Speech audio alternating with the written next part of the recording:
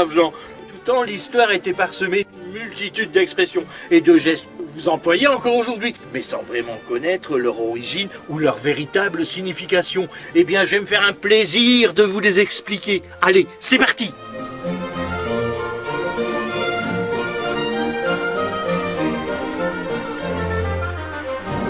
Aujourd'hui, nous allons voir une expression qui consiste en impressionner, et c'est épater la galerie. De nos jours, vous utilisez cette expression pour dire que quelqu'un cherche à vous impressionner, ou que vous-même vous cherchez à impressionner les autres. Par exemple, au centre commercial, ma femme a effectué ses courses en 10 minutes. Elle a épaté la galerie. Mais d'où vient cette expression ?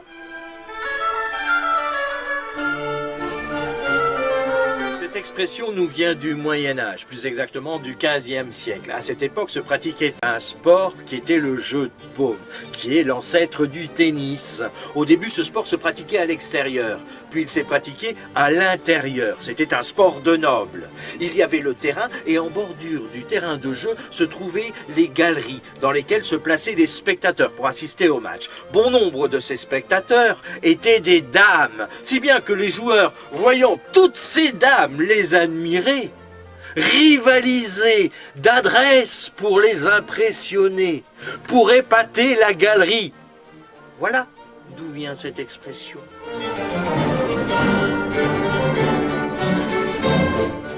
Épater la galerie, en quelque sorte, c'est être éblouissant. Mais alors, les taupes modèles, elles aussi épatent la galerie. Taupes, modèles, galerie. Allez, au revoir, à bientôt, au revoir.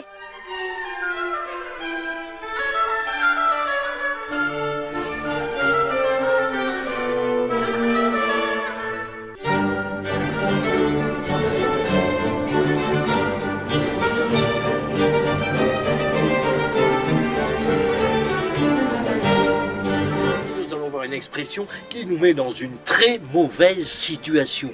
Et c'est être dans de beaux draps.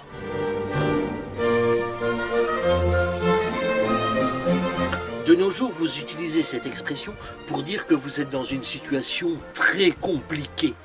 Par exemple, lorsque votre femme vous découvre au lit avec votre maîtresse, eh bien là, on peut dire que vous êtes dans de beaux draps. Mais d'où vient cette expression ?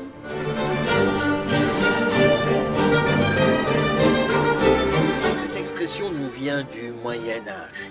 À cette époque, les draps désignaient des habits. Il était de tradition de se vêtir de blanc en guise de pénitence ou pour afficher sa culpabilité. En effet, le blanc est symbole de pureté et d'innocence.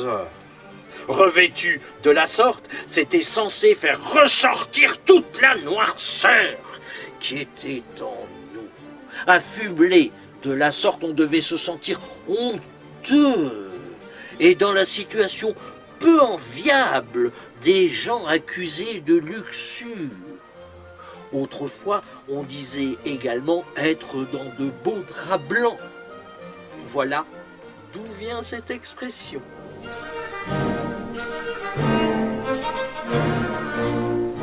Donc, être dans de beaux draps, c'est qu'on n'est pas d'une blancheur irréprochable et que la suite ne va pas être rose. De plus, si vous faites partie du beau linge, vous risquez de faire la une de toutes les couvertures. Et ça, même si vous vous appelez Sandra. Sandra. Sandra. Allez, au revoir et à bientôt. Au revoir.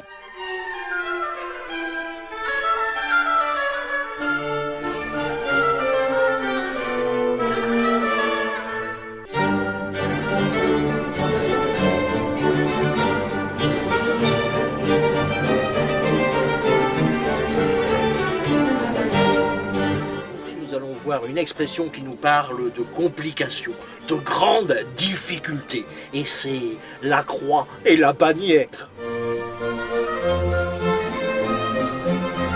De nos jours, vous utilisez cette expression pour dire que vous devez effectuer quelque chose de très compliqué, de pénible à faire. Par exemple, d'un côté, il y a les communistes avec leur drapeau rouge, et de l'autre côté, les catholiques avec leur croix. Les faire défiler ensemble, je vous jure, c'est la croix et la bannière. Mais d'où vient cette expression ? Cette expression nous vient du Moyen-Âge, plus précisément du XVe siècle. À cette époque, la religion était omniprésente dans toutes les activités et à tous les niveaux de la société. La croix, qui représentait celle du Christ, était bien évidemment mise en tête de toutes les processions. Derrière elle venaient les groupes avec leurs bannières, leurs étendards si vous préférez. Et c'était là que ça se compliquait. Car tout le monde voulait être en premier derrière la croix pour arborer fièrement sa bannière. Il fallait être un très fin diplomate pour arriver à structurer la procession. C'était un véritable casse-tête, c'était la croix et la bannière. Voilà d'où vient cette expression.